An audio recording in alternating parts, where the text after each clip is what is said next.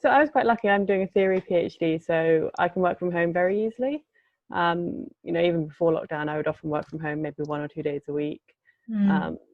The one thing I have noticed is before, when I worked from home, I'd be the only person in the house working from home, whereas now all the housemates are also working from home. And yeah, there's a lot more distractions, which has been a little bit of a challenge. But yeah, I'm definitely much luckier than people who are kind of doing experiments who obviously have had more of an impact on their work. Not really, I'm afraid. I think one thing I have realized kind of during lockdown is it's important to have a kind of a point at which your work is ending. So when I used to work from home, it would be when the housemates got home. That would be when I stopped working, because that's kind of, you know, the end of the working day.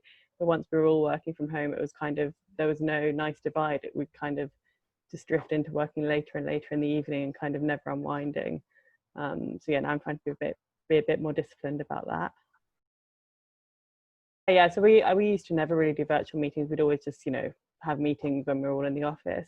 But now we have 2 kind of meetings a week with our group. One where we just have a discussion, and one where we have a seminar. So those happen every week. So we always kind of have some interaction, which is nice. And then there's always just kind of more informal meetings as well with collaborators or with my supervisor. So yeah, I'd say like 3 or 4 times a week we end up having some kind of a Zoom meeting, which is good, yeah, to stay in touch, because otherwise it does get a bit isolating.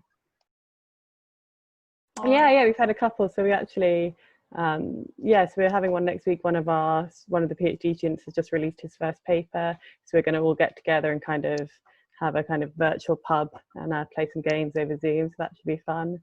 And kind of we do fairly often have virtual meetings in the evenings where we just catch up and maybe do a quiz or something.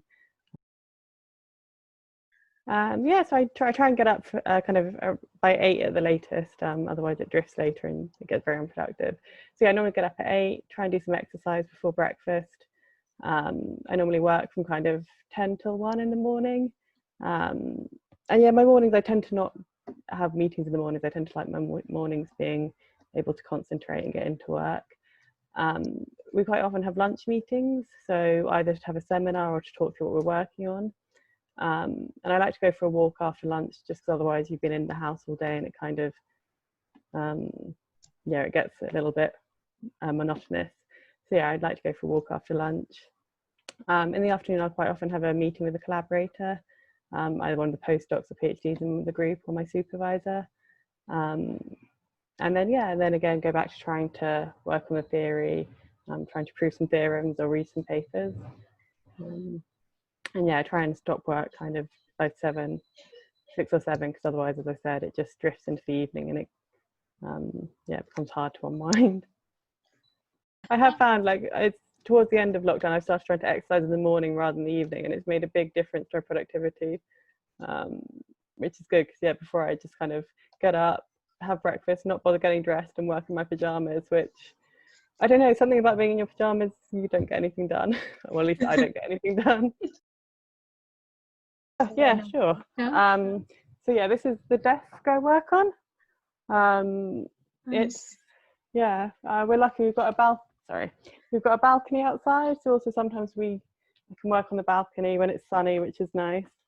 Me and my partner both work in the same room, so it is a little bit crowded, and if we both have meetings at the same time, there's quite a lot of crosstalk. So I think, yeah, he's an engineer and some of his colleagues were hearing all about quantum information when I was in one of my meetings. Maybe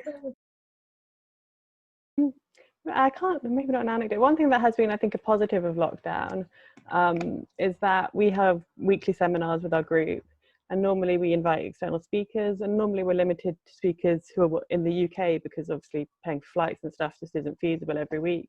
So one thing that's been really nice about lockdown is, because it's all online anyway, we've expanded to people all over the world. So we've got to hear about some really exciting results that we probably wouldn't have got to hear about if it, or we wouldn't have had the speaker visit if it wasn't for lockdown.